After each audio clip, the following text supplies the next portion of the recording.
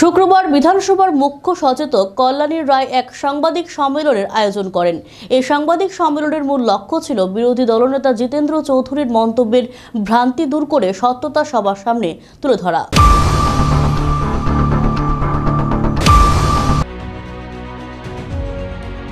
বিধানসভার মুখ্য সচেতক কল্যাণী রায় বললেন, বৃহস্পতিবার বিরোধী দলনেতা জিতেন্দ্র চৌধুরী সাংবাদিক সম্মেলন করে বিভিন্ন বিষয় তুলে ধরেছেন।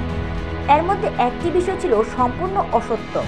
কিভাবে রাজ্যের মানুষকে ও মিডিয়ার বন্ধুদেরকে বিভ্রান্তি করা যায় তা তিনি তুলে ধরেছেন। কল্যাণী রায় জানিয়েছেন, উনি একটি গাড়িতে যাতায়াত করে, কিন্তু অ্যাক্সিডেন্ট হওয়াতে তৎকালীন বিধায়ক অনিমেষ দেববর্মা, বর্তমানে মন্ত্রী, ওনার গাড়িটা কিছুদিনের জন্য ব্যবহার করেছিলেন। কিন্তু যখন বিরোধী নেতা হিসেবে জিতেন্দ্র চৌধুরী গাড়ির দাবি করেন, তখন অধ্যক্ষ বিশ্ববন্ধু সেন 24 ঘন্টার মধ্যে গাড়িটি দিয়ে দেন। তাছাড়া একজন ক্যাবিনেট সদস্য হিসেবে যা যা প্রাপ্য সুযোগ সুবিধা তা অধ্যক্ষ বিরোধী নেতাকে দিচ্ছেন। আমার উত্তর দেওয়ার একটাই কারণ, বিরোধী দলনেতা জিতেন্দ্র চৌধুরী বলেছেন অধ্যক্ষ নাকি কিছু সুযোগ সুবিধা দিচ্ছে না, যেটা সম্পূর্ণ ভুল। কিন্তু ডেলি দেশের কথার মধ্যে যেটা দেখতে পেয়েছি, আমি নাকি বলেছি বিরোধী নেতা জিতেন্দ্র চৌধুরীকে উনি অবৈধ সুযোগ সুবিধা পাচ্ছেন, এটা সম্পূর্ণ অসত্য।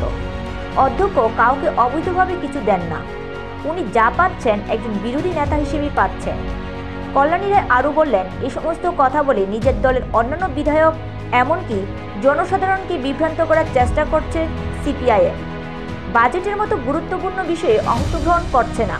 তিনি আরও বললেন, বিগত 5 বছর পূর্বে মুখ্যমন্ত্রী মানিক সরকারের নেতৃত্বে কাজ করেছিলেন, কোনো সাংবাদিক সম্মেলন হয়নি। কিন্তু এই কয়েকদিনের মধ্যে কতবার যে সাংবাদিক সম্মেলন হয়েছে তার হিসেব নিকেশ নেই।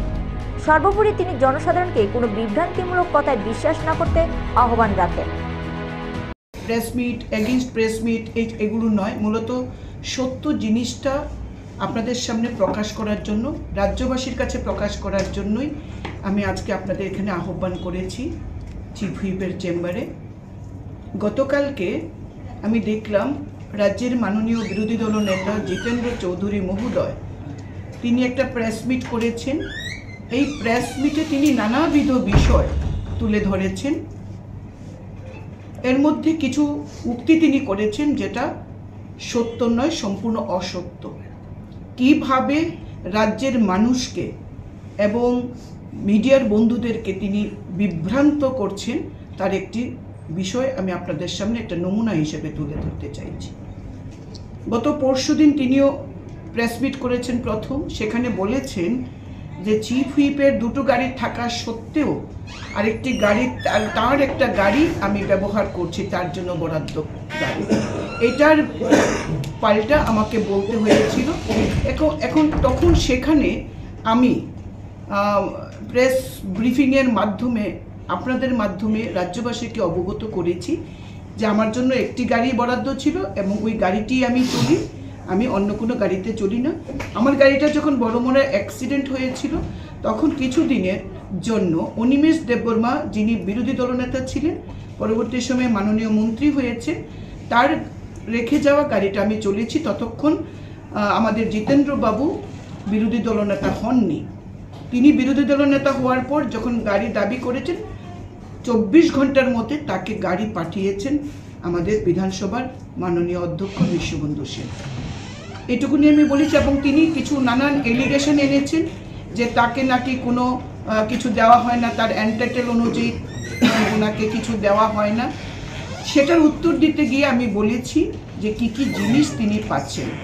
আমি আমার গত দিনের প্রেস ব্রিফিংয়ে সম্পূর্ণভাবে আপনারা দেখবেন, আমি বলেছি একজন ক্যাবিনেট মিনিস্টার যা যা এন্টাইটেলড, কোট আনকোট, একজন ক্যাবিনেট মিনিস্টার যা যা এন্টাইটেলড, আমরা জিতেন চৌধুরী মাননীয় বিরোধী দলনেতা সেটা তিনি নিচ্ছেন। এখানে না আমি বলেছি অবৈধ, না বলেছি উনি এটার জন্য উপযুক্ত নন। অবৈধ তো প্রশ্নই ওঠে না, কারণ আমাদের বিধায়ক এবং আমাদের যারা আমাদের এই বিধানসভার কোনো সদস্যা, এমনকি মাননীয় অধ্যক্ষ মহোদয় কাউকে অবৈধভাবে কোনো জিনিস দেন না। সুতরাং অবৈধভাবে বিরোধী দলনেতার পাওয়ার কোনো প্রশ্নে ওঠে না। যেটা তিনি এন্টাইটেলড সেই জিনিসটাই তাকে দেওয়া হচ্ছে। এবং তিনি বলেছেন বলে এগুলো একজন ক্যাবিনেট র্যাঙ্ক, সেটা অনারেবল মিনিস্টার পারবেন সেক্রেটারি থেকে পান, এবং অধ্যক্ষ, মাননীয় উপাধ্যক্ষ, মাননীয় অধ্যক্ষ, বিরোধী দলনেতা এবং চিফ হুইপ, যেহেতু ক্যাবিনেট র্যাঙ্ক, তারা ক্যাবিনেট মিনিস্টারদের যা যা এন্টাইটেল তারা পান। সেখানে আমার বলার কিছু নেই, না আমি আমার বেতন থেকে ওনাকে দিচ্ছি, না আমার পরিবার থেকে দিচ্ছি, এবং তিনি ন্যায্য পান বলেই মাননীয় অধ্যক্ষ সেগুলো অ্যালাউ করছেন। আমি শুধু রিপ্লাইটা দিয়েছি যে তিনি বলছেন যে অধ্যক্ষ নাকি ওনাকে কিছুই দেন না, ওনাকে জব্দ করার জন্য, ওনাকে অপমান করার জন্য। এই জিনিসটা তিনি সাংবাদিক সম্মেলন করে বলেছেন, এবং আজকে ডেইলি দেশের কথাতেও সেটা উল্লেখ আছে, এবং তিনি নাকি চ্যালেঞ্জ ছুড়ে দিয়েছেন। চ্যালেঞ্জের বিষয় নয়, চ্যালেঞ্জ আমি গ্রহণ করতে রাজি আছি, চ্যালেঞ্জের কোনো বিষয় নয়, কারণ আমরা মনে করি আমরা বিধায়ক, এই রাজ্যের জনগণ আমাদের ভোট দিয়ে পাঠিয়েছেন বিধানসভায় যার যার ক্ষেত্রে কাজ করার জন্য, আক্রমণ করার জন্য, লড়াই করার জন্য নয়, প্রেস মিট পাল্টা প্রেস মিটের জন্য মানুষ এখানে পাঠাননি আমাদের। আমরা গত 5 বছর বিরোধী দলনেতা মানিক সরকারের নেতৃত্বে আমরা কাজ করেছি, আমাদের প্রেস ব্রিফিং করতে হয়নি।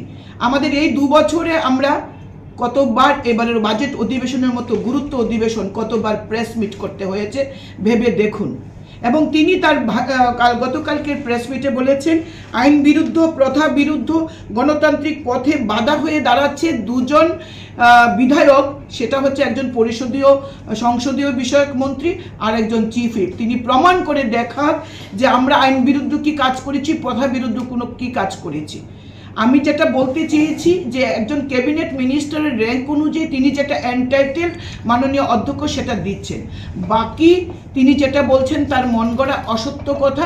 এইভাবেই অসত্য কথা মাঠে বাজারে বলে তারা বাজার গরম করেন, এবং সেটাও আজকে বিধানসভায় সেটা করার তারা প্রয়াস নিয়েছেন। তাদের স্টক কিছু নেই, কোনো প্রশ্ন নেই, কোনো কিছু নেই, তারা বাজেটের মতো গুরুত্বপূর্ণ অধিবেশন তারা বয়কট করেছে। তাদের উদ্দেশ্যটা কি এই রাজ্যের জনগণ বুঝতে পেরেছে। আমরা সবসময় বিরোধী দলের প্রতি সমান মর্যাদা নিয়ে কাজ করি, সমানভাবে কাজ করি, কিন্তু তিনি আজকে এই রাজ্যের মানুষকে বিভ্রান্ত করছেন, তার দলীয় বিধায়কদের বিভ্রান্ত করছেন, এবং এটা কখনোই এটা আমরা মানতে পারি না। এবং সবচেয়ে বড় কথা, তিনি আমার বিরুদ্ধে যে কথাটা বলেছেন যে আমি নাকি বলেছি তিনি অবৈধভাবে জিনিস নিচ্ছেন, এটা সম্পূর্ণ মিথ্যা। আপনারা গতকালকে ওনার যে গত পরশু দিনের ওনার যে প্রেস মিট সেটা আপনারা দেখে নেবেন, আমার কাছে রয়েছে, আমি আপনাদেরকে দিতে পারি যে আমি কোথাও বলেছি কিনা তিনি অবৈধভাবে নিচ্ছেন। বরং আমি বলেছি যে একজন ক্যাবিনেট র্যাঙ্কের যে এন্টারটেনমেন্ট সেই অনুযায়ী তিনি পাচ্ছেন, এবং তিনি যেটা বলছেন যে অবৈধভাবে বিধানসভার অধ্যক্ষ কাউকে কিছু দেন না, ওনাকেও নয়। সুতরাং আমরা যারা যা পাই এন্টাইটেলড আমরা সেটাই বিধানসভা থেকে দেওয়া হয়, ব্যতিক্রম নন মাননীয় বিরোধী দলনেতা। সুতরাং ওনাকে অনুরোধ করব, তিনি কালকে প্রেস মিট করার শেষে বলেছেন নারী জাতি সম্মান করেন, আঘাত করে সম্মান করাটা এটা কি ধরনের সম্মান তিনি যেন একবার ভেবে দেখেন। আমার ওনার প্রতি অত্যন্ত শ্রদ্ধা ছিল এবং তাকে আমি সম্মান করতাম, কিন্তু অযথা তিনি আমাকে টেনে নিয়েছেন রাজনৈতিকভাবে। সুতরাং রাজনৈতিকভাবে আমাকে জবাবটা দিতেই হয়েছে, তার জন্য আপনাদের আমি আমন্ত্রণ করেছি। আপনাদের মাধ্যমে তিনি সিনিয়র মানুষ, সিনিয়র রাজনীতিবিদ, তিনি বিধায়ক ছিলেন, মন্ত্রী ছিলেন, পার্লামেন্টের সদস্য ছিলেন, এবার বিরোধী দলনেতা হয়েছে। নিজস্ব প্রতিনিধি রিপোর্ট, এশিয়ান টাইমস।